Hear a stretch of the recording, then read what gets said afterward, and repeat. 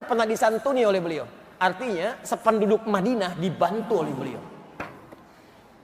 Saking kayanya. Kapaknya terbuat dari emas. Itu baru satu. Khalid bin Walid, pernah dengar? Masuk Islam, belajar bimbingan Quran. Nabi punya sahabat 12.000, 38-nya panglima. Kualitas satunya bisa menaklukkan Persia dan Romawi. Baca tentang sirah, Khalid, racun gak tembus. Saya diskusi dengan teman-teman TNI beberapa waktu lalu. Keluarkan, ada bimbingannya. Itu Khalid saat masuk Persia. Si Ratu Persia sedang megang racun yang paling kuat. Kata Khalid, apa itu? Ini racun yang paling dahsyat, paling kuat di Persia. Nggak ada orang kemudian cicipi kecuali mati. Khalid ketawa. Nggak ada kematian kecuali dengan izin Allah Subhanahu Wa Taala. Mana racunnya? Sini. Bismillahilladzi bismillahirrahmanirrahim syai'a. Dengan nama Allah yang kalau disebutkan racun pun apapun nggak akan berpengaruh. Minum sampai habis. Habis. Nggak ada apa-apanya. Dibuang Khalid. Apa komentar ratu itu? Kata orang ini, kalau semua pasukan jenderal-jenderal muslim seperti ini, maka sudah tidak akan ada yang bisa menandingi sedunia ini. Sekarang siapa yang bisa minum begitu? Mana racunnya? Cari orang pintar, banyak. Makanya saya sering katakan khazanah ilmu sekarang itu kan warisan dari masa Islam.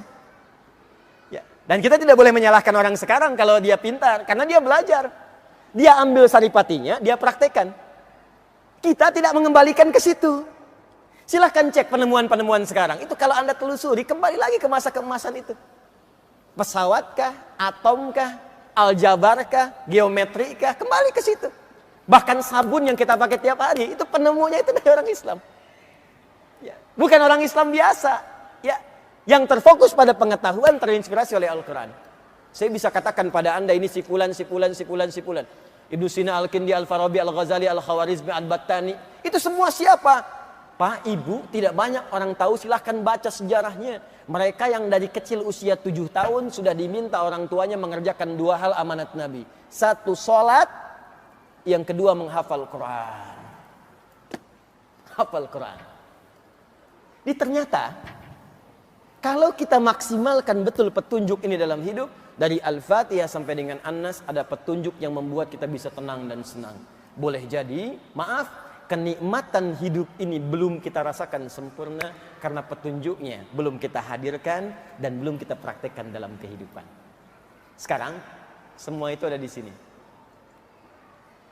Tapi kan gak bisa Pak kemana-mana bawa ini. Ibu mau belanja, petunjuk menawar dalam Al-Quran. Lama. Bapak mau rapat, petunjuk berkah dalam rapat, cari. Kelamaan. Ya. Bagaimana cara yang paling mudah?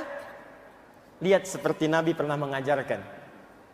Lihat seperti Nabi pernah mendidik sahabat-sahabatnya sehingga mereka menjadi mulia seperti di kemudian hari dan jadi khairu ummah. Inilah kesaksian langsung dari sahabat Utsman bin Affan, Ali bin Abi Thalib radhiyallahu taala anhuma ketika menerima informasi dari Nabi. Informasi ini disampaikan ke kita oleh Al-Imam Al-Bukhari ya, lewat kitabnya Sahih Al-Bukhari, Kitabul Jami, nomor hadis 4719. Ya. Al-Imam Al-Bukhari menerima hadis ini dari Hajjaj bin Minhal. Hajjaj bin Minhal menerima dari Syu'bah. Syu'bah menerima dari Alqamah bin Marsad. Alqamah bin Marsad menerima dari Sa'ad bin Ubaidah. Sa'ad bin Ubaidah menerima dari Abu Abdurrahman As-Sulami. Abu Abdurrahman As-Sulami menerima dari Utsman bin Affan dan Ali bin Abi Thalib radhiyallahu taala anhuma dari Nabi sallallahu alaihi wasallam qaal khairukum man ta'allamal Qur'ana wa 'allama. Jika Anda ingin jadi orang baik seperti kalangan orang dulu itu dan ingin tenang dan senang hidupnya, maka sebaik-baiknya Anda ialah orang yang mau belajar Al-Quran dengan serius dan mengamalkan Quran dalam hidupnya itu. Cara paling mudah, maka turunlah keterangan di firman Allah Subhanahu wa taala, fokus, alih-alih kita capek. Dan ini tidak salah. Membawa mushaf ke setiap tempat yang suci dan benar. Kenapa tidak kita hafalkan dan tanamkan Quran dalam jiwa kita? Sehingga kita bisa bawa kemanapun dan jadi bimbingan dalam kehidupan kita. Maka turunlah kemudian tawaran di Quran surah ke-54. Ayat 17, ayat 22, ayat 32, dan ayat ke-40.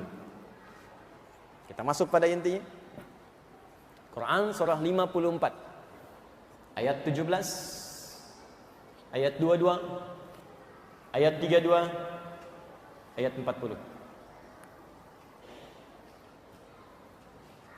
Walaqad yassarnal Qur'ana lidzikri fahal mim muddakir. Saya baca terjemahannya dengan cukup singkat.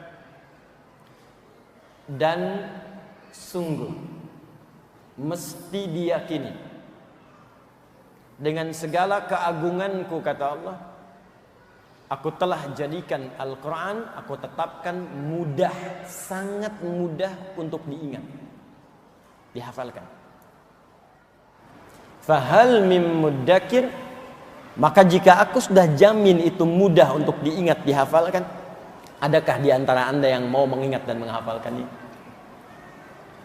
Ini tawaran dari Al-Quran. Kata Allah, alih-alih engkau capek, aku mudahkan. Saking mudahnya, aku jamin semua kalangan tanpa batas bisa menghafalkannya. Dan itu sudah terbukti sekarang. Pernah lihat anak kecil hafal Quran? Sekarang bukan cuma anak kecil. Saking mudahnya Allah tunjukkan, yang lumpuh otak hafal. Yang kata manusia tak bisa melihat hafal. Saya lebih senang menggunakan kosakata yang Allah berikan kenikmatan kepadanya sehingga tak mampu melihat maksiat dalam hidup. Ya, hafal. Yang sepuh hafal. 80 tahun hafal Quran ada. 90 tahun hafal Quran ada. Ya, tanpa batas Bu, Pak. Dia Anda jangan pernah mengatakan begini, susah, faktor U. Bukan usia, usaha. Karena itu Allah jadikan Quran turun itu kurang lebih selama 22 tahun. Kan Nabi usia 40 tahun kan pertama kali menerima. Tambah 20 berapa? 62. Jangan lihat nabinya, di situ ada Abu Bakar, ada Umar, ada Abdullah bin Abi Umi Maktum yang lebih sepuh dari Nabi. Artinya mereka menghafal Quran itu dalam kondisi sudah sepuh, Pak, Bu.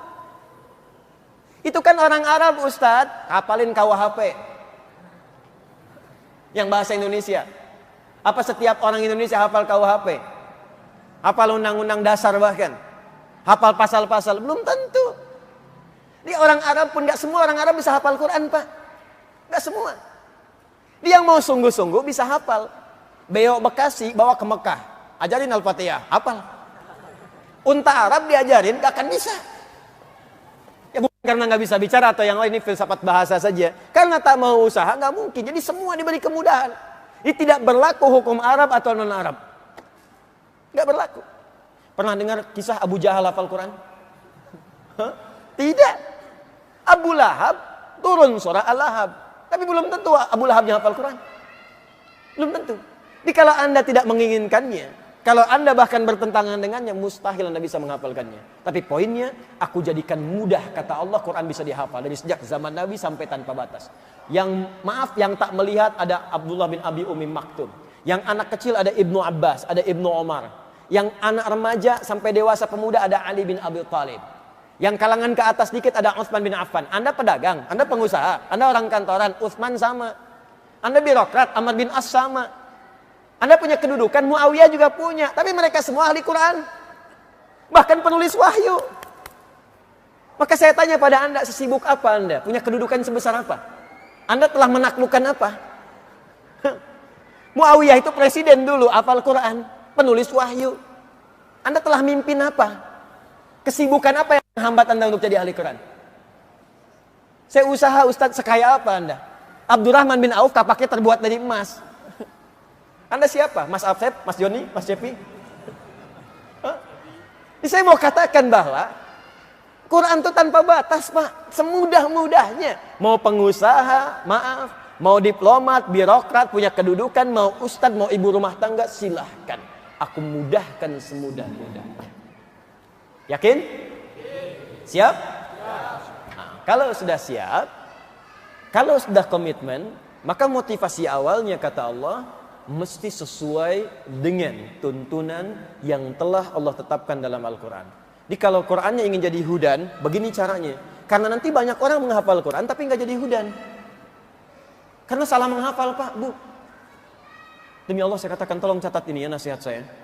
Kalau Anda titipkan anak-anak Anda menghafal di tempat-tempat hafalan, termasuk di pesantren, tolong cek cara menghafalnya. Apakah jadi hudan atau tidak?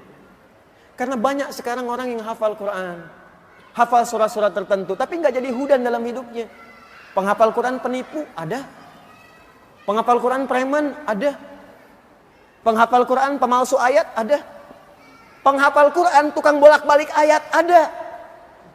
Masa hafal qul huwallahu semua agama sama? Berarti suratnya nggak menjadi hudan dalam dirinya. Jadi ada banyak orang sekarang menghafal Quran, cuman caranya keliru, nggak jadi hudan. Di penghafal Quran itu, Allah tidak melihat berapa juz yang dia hafalkan sampai dia wafat, tapi melihat apakah Quran itu jadi petunjuk dalam hidupnya atau tidak. Ini yang dimaksudkan Quran surah 35 ayat 32. Dari sini kita mulai, kita masuk pada bagian yang ketiga tentang bagaimana merumuskan cara hafalan yang benar. Yuk, kita lihat dulu kualifikasinya. Nanti Anda petakan baik-baik. Saya punya waktu sekitar 30 menit lagi.